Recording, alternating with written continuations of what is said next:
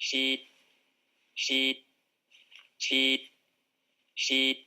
There are thousands of human languages, and babies are born with the capacity to learn any of them.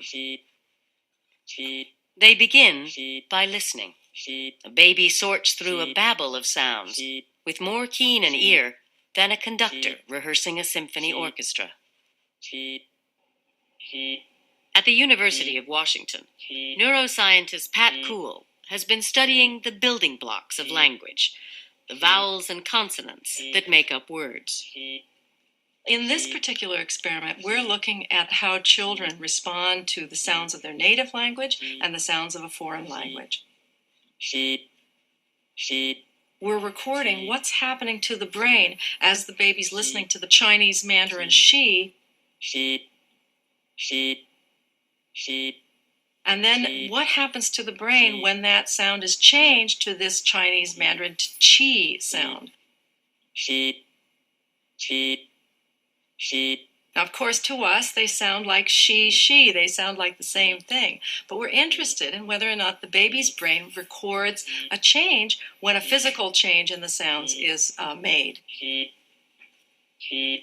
As Americans, we cannot hear the distinction. It really sounds like the same category, SH.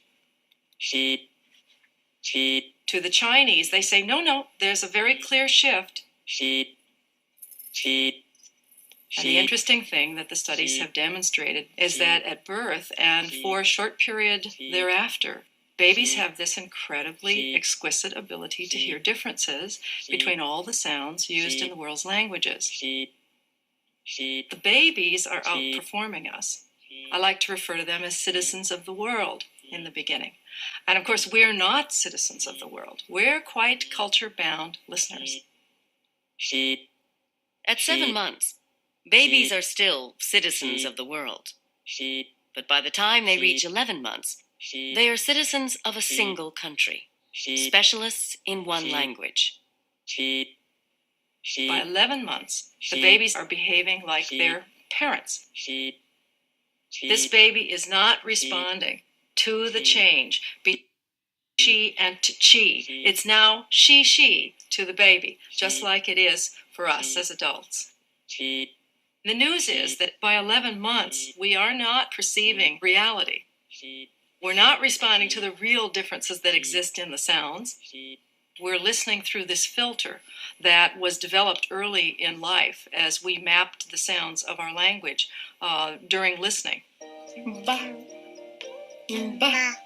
The baby starts out with a keen ability to hear distinctions. Ready?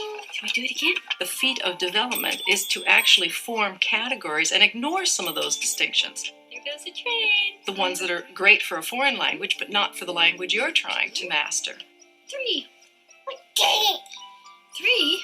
And that ability has produced a brain that's a very, very different one than we saw just 4 months earlier.